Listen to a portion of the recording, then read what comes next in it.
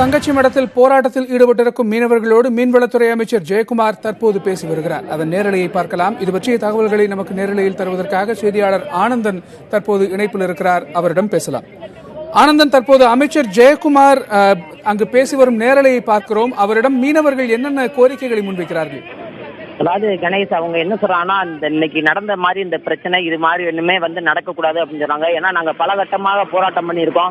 இது வரைக்கும் 500க்கும் மேற்பட்ட உயிர்களை இழந்திருக்கோம். ஆனா மத்திய மாநில அரசுகள் எந்த விதமான நடவடிக்கையுமே எடுக்கல. நாங்கள் போராட்டம் போது மீனவர்களும் அதிகாரிகள் எங்களை சமாதானப்படுத்துற முயற்சியில் தான் ஈடுபடுறாங்க.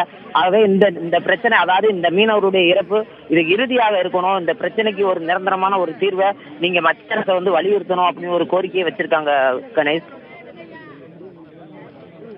அமைச்சர் ஜெயக்குமார் ஏற்கனவே முழு பூசணிக்காயை சோற்றில் மறைக்க பார்க்கிறது இலங்கை அரசு என்று குற்றம் சாட்டியிருந்தார். இது போன்ற ஒரு நிலையில தான் தற்போது அவர் அங்கு மீனவர்களை சந்தித்து பேசி வருகிறார்.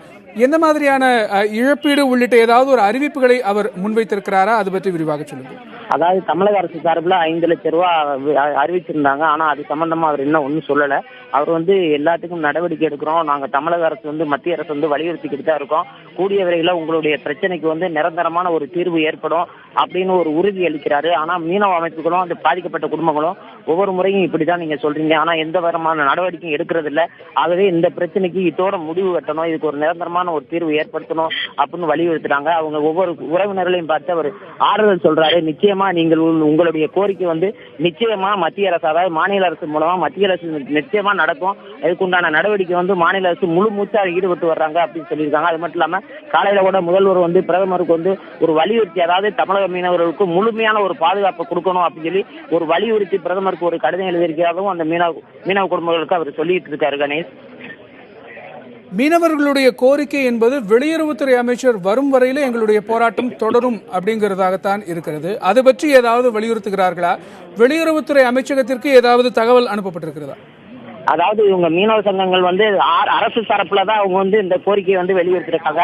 ஆனா மீன்வளத்துறை அமைச்சர், அதாவது மீனவ சங்க தலைவர்கள் மத்திய இணையமைச்சர் பொன் ராதாகிருஷ்ணன்டையும் தொலைபேசி மூலமா தொடர்பு பேசியிருக்காங்க. அப்ப அவருமே என்ன சொல்லியிருக்காருன்னா, இதுக்கு ஒரு நிரந்தரமான ஒரு தீர்வு ஏற்படுத்தும், அதே மாதிரி நீங்க எதிர்பார்த்த மாதிரி வெளியுறவுத்துறை அமைச்சகத்திலிருந்து ஒரு உறுதி அளிக்கப்படும் அப்படின்னு சொல்லி தொலைபேசி மூலமா சொன்னதாகவும் மீனவ சங்கங்கள் நமக்கு தெரிவிச்சிருக்காங்க. ஆனா அமைச்சரை பொறுத்த வரைக்கும் என்ன சொல்றாங்கன்னா, மாநில அரசு முழுமையான நிச்சயமாக ஒரு நடவடிக்கை எடுக்கும் அப்படிங்கிற உறுதி அளிக்கிறாரு. நாங்க அதாவது இன்னைக்கு கொடுக்குற அந்த பேச்சுவார்த்தை உறுதி நீங்க நம்பலாம், மாநில அரசு நிச்சயமா உங்களுடைய பிரச்சனைக்கு நிரந்தரமான ஒரு தீர்வை கட்டாயம் எடுக்கும் அப்படின்னு சொல்லி அந்த வலியுறுத்தியே சொல்லிக்கிட்டே இருக்கிறாரு கணேஷ்.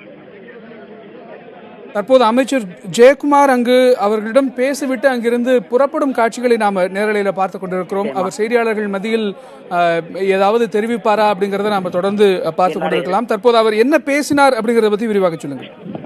அவர் இன்னும் தெளிவா செய்தியாளருக்கு பேட்டி கொடுப்பாருன்னு எதிர்பார்க்கிறோம். ஆனா அவர் பேட்டி கொடுப்பாரா என்னன்னு தெரியல. ஆனா இங்கிருந்து ராமநாதபுரத்துல மேலும் அடிபட்ட இதுவரோட காயம்பட்ட தருண் என்பவரை ராமநாதபுரம் அரசு மருத்துவமனையில மருத்துவ சிகிச்சை பெற்றிருக்காங்க. அவரை 2 அமைச்சருக்குமே போய் பார்க்க இருக்கிறதா தகவல் வெளியாகிட்டு இருக்கு கணேஷ். ஆனந்தன், அமைச்சரை யாரெல்லாம் தற்போது சந்தித்து வருகிறார்கள், அது பற்றி சொல்லுங்க. அமைச்சர் அந்த பாதிக்கப்பட்ட குடும்பங்களும் மீனவ பிரதிநிதிகளும் அதே போல அந்த பங்கு தந்தைகளும் போராட்ட குழு இன்னைக்கு உருவாக்கிய போராட்ட குழுவும் சந்திச்சு தான் தங்களுடைய கோரிக்கைகளை வைக்கிறாங்க. அவங்க என்ன சொன்னாங்கன்னா, நீங்க வந்த முகூர்த்தமா இந்த பிரச்சனைக்கு ஒரு நிரந்தரமான ஒரு தீர்வு ஏற்படணும், நீங்க எங்களுக்காக ஒரு சமாதானமான ஒரு பேச்சுவார்த்தை சொல்லாம இதை நிரந்தரமா, அதாவது இன்னைக்கு நீங்க அங்க போய் மாநில அரசு சார்பில் ஒரு மத்திய அரசு வலியுறுத்தி இந்த பிரச்சனைக்கு ஒரு நிரந்தரமான ஒரு தீர்வை நீங்க ஏற்படுத்தி தரணும் அப்படிங்கிறத ஒரு வலியுறுத்திக்கிட்டே இருக்கிறாங்க கணேஷ். அமைச்சர் எத்தனை மணிக்கு அங்கு வந்தார்? அவரோடு யாரெல்லாம் வந்திருக்கிறார்கள்? அவர் மட்டும்தான் வந்திருக்கிறாரா அல்லது வேறு யாராவது அமைச்சர்கள் வந்திருக்கிறார்களா? அது பற்றி விரிவாக சொல்லுங்கள். இல்ல கணேஷ், அதாவது ஒரு 10 நிமிடங்களுக்கு முன்புதான் நிதி மற்றும் மீன்வளத்துறை அமைச்சர் ஜெயக்குமாரும் தொழில்துறை அமைச்சர் மணிகண்டன் 2 அமைச்சர்கள் தான் வந்திருக்காங்க. வந்துதான் அந்த மீனவர்களையும் பாதிக்கப்பட்ட குடும்பங்களையும் சந்திச்சு ஆறுதல் கூறினாங்க. ஆனா செய்தியாளர்களை சந்திக்கிறதுக்கு செய்தியாளர் அவருடைய பேட்டி எடுக்கிறக்கா முயற்சி இருக்கிறாங்க. ஆனா அவர் பேட்டி கொடுப்பாரா என்னன்னு இது வரைக்கும் தெரியல கணேஷ். அவர் பேட்டி கொடுக்காமலே வெளியேறிக்கிட்டு இருக்காரு கணேஷ். தற்போது அவர் போராட்டத்தில் கலந்து கொள்வது போன்ற காட்சிகள் தெரிகிறது. ஏன்னா அவர் போராட்டக்காரர்கள், போராடக்கூடிய மீனவர்கள் அமர்ந்திருக்கக்கூடிய இடத்துல அவர்களோடு சேர்ந்து அமர்ந்திருக்கும் காட்சிகளை தான் நாம பார்த்துட்டு இருக்கோம். அவரும் ஒருவேளை மீனவர்களுக்கு ஆதரவாக அந்த போராட்டத்தில் பங்கேற்கிறாரா? அது பற்றி ஏதாவது தகவல்கள் இருக்கிறதா?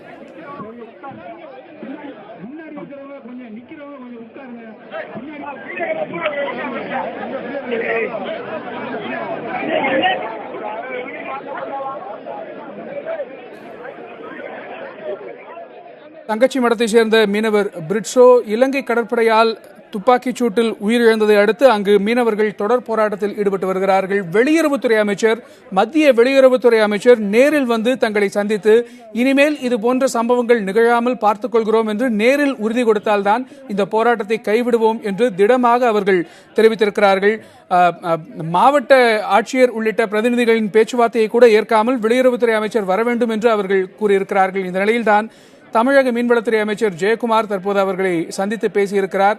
இது பற்றிய பல்வேறு விரிவான தகவல்களை நாம் பின்னர் பார்க்கலாம். முன்னதாக மற்ற சில செய்திகளை விரைவு செய்திகளாக பார்க்கலாம். ஒசூர் அருகே முகாமிட்டிருந்த 30 யானைகளை வனத்துறையினர் தேனிக்கோட்டை வனப்பகுதிக்குள் விரட்டினர். கிருஷ்ணகிரி மாவட்டம் ஒசூர் அருகே உள்ள போடூர் வனப்பகுதிக்குள் இருந்து வரும் யானைகள் அடிக்கடி அருகில் உள்ள கிராமப் பகுதிகளுக்குள் நுழைந்து விவசாய நிலங்களை நாசப்படுத்தி வந்தன. இதனையடுத்து கிராம மக்கள் தெரிவித்த புகாரின் அடிப்படையில் வனத்துறையினர் பட்டாசுகளை வெடித்தும் தாரை தப்பட்டைகளை இசைத்தும் யானைகளை தேனிக்கோட்டை வனப்பகுதிக்குள் விரட்டினர். நெல்லை மாவட்டம் கடையநல்லூரில் 50க்கும் மேற்பட்டோர் மர்ம காய்ச்சலால் பாதிக்கப்பட்டுள்ளனர். கடந்த 2 மாதங்களில் மட்டும் டெங்கு, பன்றிக் காய்ச்சலால் பாதிக்கப்பட்டு 6 பேர் உயிரிழந்துள்ளனர். சுகாதாரத்துறையினர் நோய் தொற்று தடுப்பு நடவடிக்கைகளை மேற்கொண்டும் காய்ச்சலால் பாதிக்கப்பட்டவர்களின் எண்ணிக்கை அதிகரித்து வருவதால் இப்பகுதி மக்கள் அச்சமடைந்துள்ளனர். எனவே காய்ச்சலை தடுக்கவும் பாதிக்கப்பட்டவர்களுக்கு உரிய சிகிச்சை அளிக்கவும் நடவடிக்கை எடுக்க வேண்டும் என்றும் 24 மணி நேரமும் மருத்துவ ஆலோசனைகள் பெற தகவல் மையம் திறக்க வேண்டும் என்றும் பொதுமக்கள் கோரிக்கை விடுத்துள்ளனர். நெடுவாசலில் ஹைட்ரோ கார்பன் திட்டத்தை அமல்படுத்த எதிர்ப்பு தெரிவித்து கோவை அரசு சட்டக்கல்லூரி மாணவர்கள் வகுப்புகளை புறக்கணித்து ஆர்ப்பாட்டத்தில் ஈடுபட்டனர். கல்லூரி வாயில் முன்பாக கூடிய அவர்கள் ஹைட்ரோ கார்பன் திட்டத்தை மத்திய அரசு கைவிட வேண்டும் என முழக்கமிட்டனர். அதுவரை தங்களது போராட்டம் தொடரும் எனவும் தெரிவித்தனர். மேலும் இயற்கை முறையிலேயே மீத்தேன் வாயு எடுக்க பல்வேறு வழிமுறைகள் இருக்கும்போது ஹைட்ரோ கார்பன் திட்டத்தை அமல்படுத்த மத்திய அரசு தீவிரம் காட்டுவது ஏன் எனவும் மாணவர்கள் கேள்வி எழுப்பினர். இலங்கை கடற்படையால் சுட்டுக் கொல்லப்பட்ட ராமேஸ்வரம் மீனவர் பிரிட்ஜோவின் உடலை வாங்க மறுத்து அந்த பகுதி மக்கள் போராட்டத்தில் ஈடுபட்டிருக்கிறார்கள். கூடுதல் விவரங்களை களத்தில் இருக்கும் செய்தியாளர் ஹரியிடம் கேட்கலாம். ஹரி, எவ்வளவு நேரமாக இந்த போராட்டம் என்பது அங்கு நடைபெற்று வருகிறது? போராட்டத்தில் ஈடுபட்டிருக்கும் மக்கள் முன்வைக்கக்கூடிய கோரிக்கை என்ன? கணேஷ்குமார், பாத்தீங்கன்னா முக்கியமாக இந்த போராட்டம் என்பது காலை 9 மணி முதல் துவங்கியது. இங்கு ராமேஸ்வரம் அருகில் உள்ள இந்த திடலில் வந்து இந்த ராமேஸ்வரம், பாம்பன், தங்கச்சிமடம் ஆகிய பகுதிகளைச் சேர்ந்த மீனவர்கள், இளைஞர்கள், பெண்கள், குழந்தைகள், பெரியவர்கள் ஏராளம் என 1000க்கும் மேற்பட்டோர் இந்த அமர்ந்து தர்ணா போராட்டத்தில் ஈடுபட்டு இருக்கிறார்கள். இவர்களுக்கும் கோரிக்கை 2 தான். முதலாவதாக அவர்கள் வந்து வெளியுறவுத்துறை அமைச்சர் நேரடியாக போராட்ட களத்திற்கு வந்து இனிமேல் இந்த மீனவர்கள் மீது தாக்குதல் என்பது நடத்தப்படாது, அதற்கான நடவடிக்கைகள் எடுக்கப்பட்டு விட்டது என்பதை உறுதியாக அவர் நேரடியாக தெரிவிக்க வேண்டும். மற்றொன்று, இந்த துப்பாக்கி சூட்டில் ஈடுபட்ட இலங்கை கடற்படை சேர்ந்த அந்த இலங்கை கடற்படை வீரர்களை கைது செய்து தமிழக சிறையில் வைக்க வேண்டும் என்பது இந்த 2 கோரிக்கையை வலியுறுத்தி தான் இவர்கள் இந்த போராட்டமாக நடத்தி வருகிறார்கள். முக்கியமாக தொடர்ந்து வந்து எங்கள் மீது தாக்குதல் என்பது நடந்து கொண்டே வருகிறது. ஆனால் அரசுகள் அவ்வப்போது தற்காலிக நடவடிக்கைகள் எடுத்து எங்களை ஏமாற்றி விட்டார்கள். நிரந்தர நடவடிக்கையாக இந்த 2ஐயும் அவர்கள் செய்ய வேண்டும் என்ற கோரிக்கையை வலியுறுத்தி இருக்கிறார்கள்.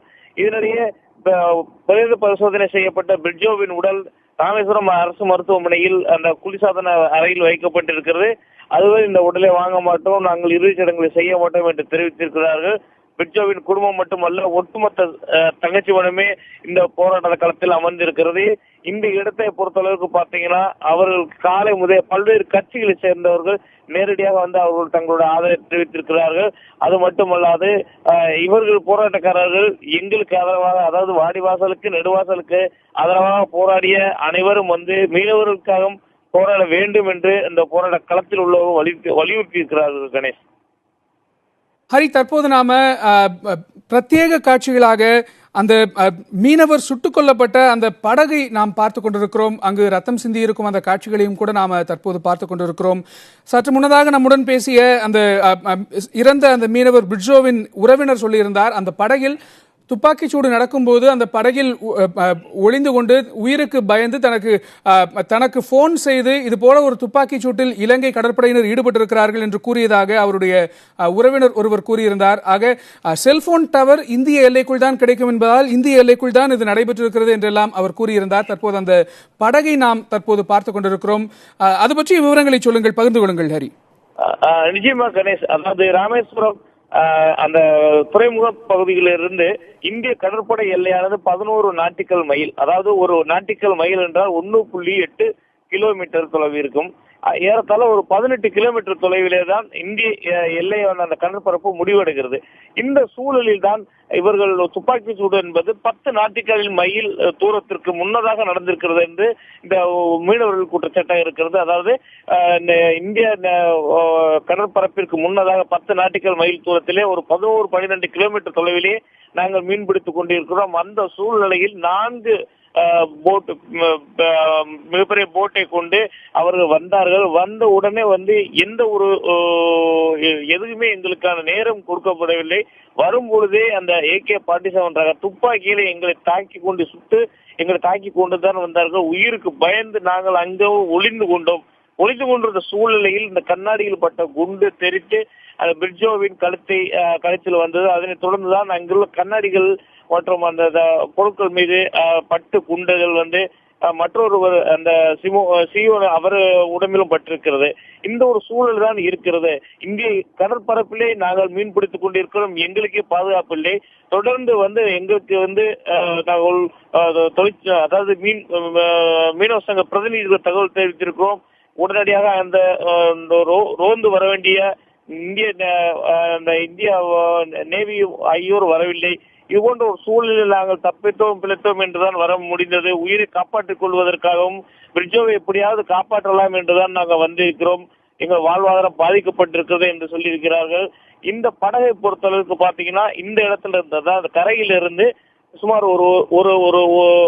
ஒரு நாட்டிக்கல் மைல் தூரத்தில் நிறுத்தப்பட்டிருக்கிறது. ஒரு கிலோமீட்டர் தாண்டி நடுக்கடலில் இந்த படகு நிறுத்தப்பட்டிருக்கிறது. முன்னதாக காவல்துறை அதிகாரிகள் மட்டுமல்லாது கடலோர காவல்படை அதிகாரிகளும் அந்த படகில் சென்று வேறு ஏதாவது தடயங்கள் இருக்கிறதா, அதாவது ஏதாவது குண்டுகள் மற்றும் வேறு ஏதாவது தடயங்கள் இருக்கிறதா என்று அதிகாரிகள் பார்வையிட்டார்கள். தொடர்ந்து நாமும் அந்த இடத்திற்கு ஒரு கடற்பகுதிக்குள் ஒரு மீனவ சங்க பிரதிநிதிகளோட உதவியுடன் சென்று அதை படம் பிடித்து வந்திருக்கிறோம்.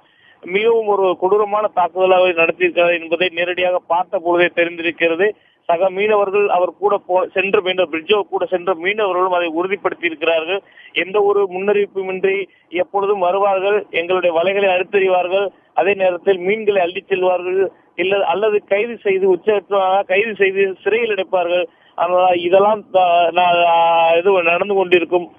நாங்கள் எதிர்பாராத விதமாக எங்கள் மீது தாக்குதல் நடத்தி பிரிட்ஜோவின் உயிர் போயிருக்கிறது என்று தெரிவித்திருக்கிறார்கள். அந்த ஒரு விஷயத்தை தான் முன்னெடுத்து பிரிட்ஜோவின் உடல் தான் மீனவர்கள் பிரச்சனைக்கு ஒரு முற்றுப்புள்ளி வைக்க வேண்டும், அவர் உயிர் போனதற்கு ஒரு நிரந்தரமான ஒரு தீர்வு கிடைக்க வேண்டும் என்ற கோரிக்கை வலியுறுத்தி இந்த போராட்டத்தை நடத்தி வருகிறார்கள். இது போன்ற சூழலில் எத்தனை நாள் ஆனாலும் எங்கள் போராட்டம் நடைபெறும், கோரிக்கை நிறைவேறும் வரை அப்படி சொல்லியிருக்காங்க. அதுக்கு முன்னதாக கூட மாவட்ட ஆட்சியர், மாவட்ட SP நேரடியாக தங்கச்சி மடத்துக்கு அருகில் ஒரு இடத்திற்கு வர வச்சு பேச்சுவார்த்தை நடத்தார்கள். இது போன்று அவர்கள் மாவட்ட ஆட்சியர் முடிவுக்கு ஒற்றுக்கொள்ள மறுத்து விட்டார்கள். தொடர்ந்து யார் வந்தாலும் இதேதான் எங்கள் கோரிக்கை இதுதான் என்று அவர் தெரிவித்திருக்கிறார்கள். கணேஷ், ஹரி, இது போன்ற ஒரு தருணத்துல இறந்த அந்த மீனவர் பிரிட்ஜோவின் உடலில் இருந்து AK-47 ரக துப்பாக்கியின் குண்டு அகற்றப்பட்டு அது காவல்துறையிடம் ஒப்படைக்கப்பட்டிருப்பதாக ஒரு தகவல் வந்திருக்கிறது. ஆக இது பற்றி காவல்துறை எந்தெந்த கோணங்களில் விசாரிக்க இருக்கிறார்கள்? நிச்சயமாக காவல்துறை முற்றுமாக அதாவது இலங்கை கடற்படை தான் இதை சுட்டது என்பதை அவர்கள் தமிழக காவல்துறை உறுதிப்படுத்துகிறார்கள். ஏன் என்று கேட்டார்கள்னா, இவர்கள் அந்த தகவல் கொடுத்ததை மட்டுமல்லாது சக மீனவர்கள் மீன்பிடித்துக் கொண்டிருந்தவரையும் விசாரணை நடத்தினார்கள், விசாரித்துக் கொண்டிருந்தார்கள். தொடர்ந்து அது அவர்கள் கொடுத்த தகவல் தொலைபேசியின் மூலமாக தங்கள் உயிருக்கு அச்சுறுத்தல் என்பது வந்து இந்திய கடல் பகுதியில் தான் நடந்திருக்கிறது. ஏன் என்று கேட்டார்கள், இந்திய கடல் பகுதியை தாண்டிய பின்பு அவருடைய மொபைல் டவர்கள் எடுப்பதற்கான வாய்ப்பு இல்லை. இரண்டாவது ஜிபிஎஸ் அந்த கருவிகள் மூலமாக எந்த இடத்தில் இருந்து அவர்கள் மீன் பிடித்திருக்கிறார்கள் என்பதை ஆராய்ச்சிருக்கிறார்கள். அதே நேரத்தில் சக மீனவருடைய விசாரணை நடத்தி இருக்கிறார்கள். பிற அந்த இடங்களில் ஒரு 30க்கும் மேற்பட்ட படகுகள் மூலமாக விசைப்படகு மூலமாக மீனவர்கள் மீன் பிடித்திருக்கிறார்கள். சரியாக 10 மணிக்கு, நேற்று இரவு 10 மணிக்கு தான் அந்த சம்பவம் நடைபெற்றிருக்கிறதாக முதல்கட்ட தகவல் தெரிவிக்கிறது. 4 மணிக்கு ராமேஸ்வரத்திலிருந்து புறப்பட்ட மீனவர்கள் 10 நாட்டிக்கல் மைல் தூரத்திலே மீன் பிடித்துக் கொண்டிருந்த போது 10 மணிக்கு நடைபெற்றிருக்கிறது. AK-47 ரக துப்பாக்கியின் மூலமாக சுட்டதினால் அந்த குண்டு கழுத்தில் அந்த குண்டு வந்து சரியாக 1.5 இன்ச் அளவிற்கு இருக்கிறது. இது வந்து AK-47 ரக துப்பாக்கியில் பயன்படுத்தக்கூடியது என்று காவல்துறையில் தெரிவித்திருக்கிறார். கணேஷ், ஹரி, இந்த விவகாரம் பற்றி உங்களுடைய விரிவான தகவல்களை பகிர்ந்து கொண்டதற்கு நன்றி. திருச்சி அரசு மருத்துவக் கல்லூரி கலையரங்கில் நடைபெறும் விழாவில் பல்வேறு புதிய திட்டங்களுக்கு அடிக்கல் நாட்டியும் பல்வேறு திட்டங்களை தொடங்கி வைத்தும் முதலமைச்சர் எடப்பாடி பழனிசாமி பேசி வருகிறார். நேரலையை பார்க்கலாம். கலந்து கொண்டு சிறப்பித்துக் கொண்டிருக்கின்ற முன்னாள் அமைச்சர், நாடாளுமன்ற உறுப்பினர் மரியாதைக்குரிய அண்ணன் வைத்தியலிங்கம் அவர்களே, அரசு கொறடா சகோதரர் ராஜேந்திரன் அவர்களே மற்றும் நாடாளுமன்ற உறுப்பினர் அருமை சகோதரர் குமார் அவர்களே, வீட்டு வசதி வாரிய தலைவர் சகோதரர் EK வைரமுத்து அவர்களே, இந்த நிகழ்ச்சியிலே பங்கு பெற்றிருக்கின்ற நாடாளுமன்ற உறுப்பினர்களே, சட்டப்பேரவை உறுப்பினர்களே, வருகின்றுள்ள அரசு செயலாளர்களே, காவல்துறை அதிகாரிகளே, நிகழ்ச்சியிலே பங்கு பெற்றிருக்கின்ற முன்னாள் அமைச்சர்களே, முன்னாள் சட்டப்பேரவை உறுப்பினர்களே, நாடாளுமன்ற உறுப்பினர்களே மற்றும் இந்த நிகழ்ச்சியிலே பங்கு பெற்றிருக்கின்ற பத்திரிகை நண்பர்களே, ஊடகத்தின் நண்பர்களே, பெரியோர்களே, தாய்மார்களே, அனைவருக்கும் பணிவான வணக்கத்தை இந்த நேரத்தில் தெரிவித்து, மரியாதைக்குரிய நாடாளுமன்ற அருமைச்சர் ரத்தினவேல் அவர்களே, அனைவருக்கும் பணிவான வணக்கத்தை முதலில் தெரிவித்துக் கொண்டு,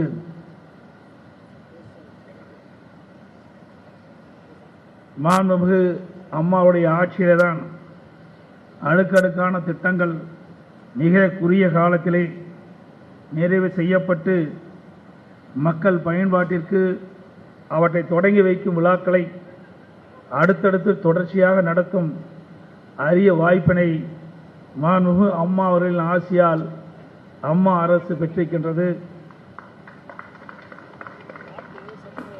இத்திட்டத்தில் பெரும்பாலானவை மாண்புமிகு அம்மா அவர்கள் 110 விதியின் கீழ் அறிவித்த திட்டங்களாகும். இதில் பல திட்டங்கள் பல்வேறு நலத்திட்ட உதவிகளை வழங்கியும் பல்வேறு திட்டங்களுக்கு அடிக்கல் நாட்டியும் தற்போது திருச்சியில் முதலமைச்சர் எடப்பாடி பழனிசாமி உரையாற்றி வருகிறார். அதன் முழுமையான சாராம்சத்தை பின்னர் பார்க்கலாம். மேலும் பல்வேறு செய்திகளுக்கு தொடர்ந்து இணைந்திருங்கள். புதிய தலைமுறையில்